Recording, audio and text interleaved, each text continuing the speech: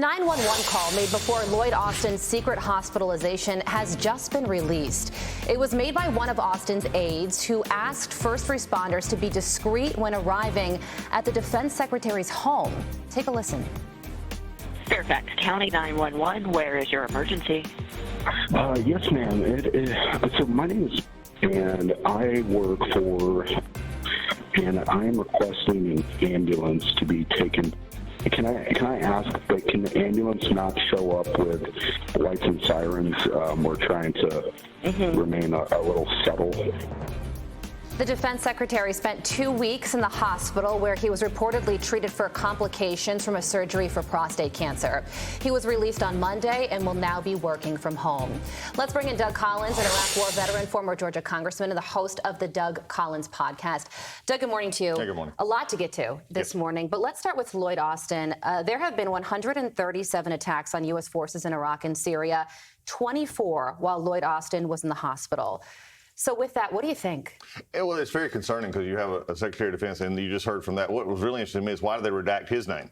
You know, I can understand maybe redacting the aide's name, but they're redacting the Secretary of Defense. We know it's the Secretary of Defense. This just continues a cover-up in many ways that makes the American people not concerned, not sure that Lloyd Austin's actually in control at the Pentagon. And when you have this kind of stuff going on, we just had the 2 Navy SEALs, which is, you know, lost at sea means we're not getting them back. And this is just puts a real human face on the fact that we have many service members in the Middle East right now in harm's way. And our Secretary of Defense, you know, I want him to get better, but I want him to step back and let somebody do the job he can't do. Can I just ask about the 2 Navy SEALs that were lost at sea?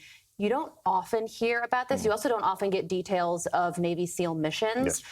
What do you think about the situation? What does that mean? Yeah, I would love to see more information come out, but from what's coming out now, that Central Command has said that they were, you know, undoubtedly swept away. It was undoubtedly in a mission to intercept, as they said, and something went wrong. It went terribly wrong, and right now my heart just goes out to the families of those members right now who are having to go through this process. And as someone still in the military, this is the part, and I'm a chaplain, this is the part that you dread the most. But again, I can't emphasize this.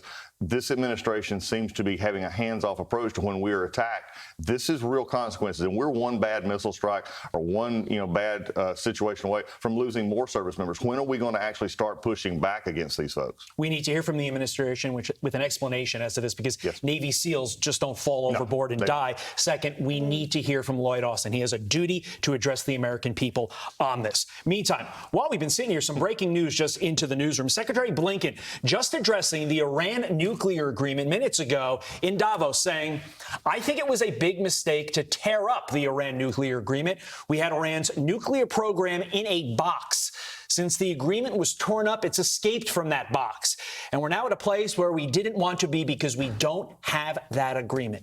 In a box, Doug? No, I think Secretary Blinken's a big mistake. And I think this is the problem that we're seeing across the world with our standing. Look, let's go back to the understanding of what happened when they signed this agreement to start with. It was never put forward by the Obama administration that they were going to stop Iran from getting a nuclear weapon, which was I voted against this. It should have never happened, because all they said was, well, we're going to slow the centrifuges down. No, you're not. You're just simply going to allow them to get a nuclear weapon, and you're going to give them money. And since then, when Trump came in and tore that up, the only thing that Iran responds to is pressure. The only thing that Iran responds to is being put in a box where they can't have resources, they can't have the things to make sure that their regime keeps the Iranian people in check, because that's how a dictatorship works. And they need the money. When Biden came in, he tore up the agreement. I mean, he came up and said, we're going to actually now start giving them money. We're going to cut back our energy production so they get more money from oil. And right now they have the money to fund every terrorist group in the world, and that's exactly what you're saying. This is sad. Well, here's a statement you never want to hear from David Albright, who's a former UN weapons inspector. He said today Iran would need only about a week to produce its first nuclear weapon. Yep.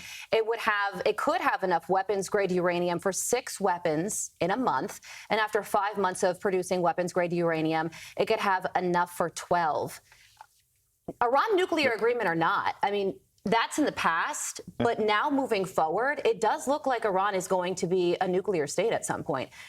Is that an inevitable statement, or how do we prevent that from taking place? Well, it's been inevitable until this administration, the previous administration's policies said it was going to be inevitable. And I think that's the thing that we have to look at. The Obama administration, remember, when this was put in, there was no talk of we're going to go in there and shut down this program. It was always talk of we're going to work with them, we're going to monitor them, we're going to do whatever it takes to make sure that it's a long time off. And give them a ton of money in the process. Again, it was just amazing to me to do that. But here, look at it. Not just the regular conventional nuclear weapons. Think about what could be done apart from just taking what we call a dirty bomb or those kinds. And you have it put into a suitcase in Tel Aviv. You have it put into a suitcase in Munich. These are the kind of things, because they're funding terrorist folks out there. If you're not concerned about this, terrorists are a problem, and Iran is funding them. Well, really quickly, we are learning that the Biden administration is expected to redesignate the Houthis as a terror organization. About time. I am assuming that sanctions will be a part of that deal.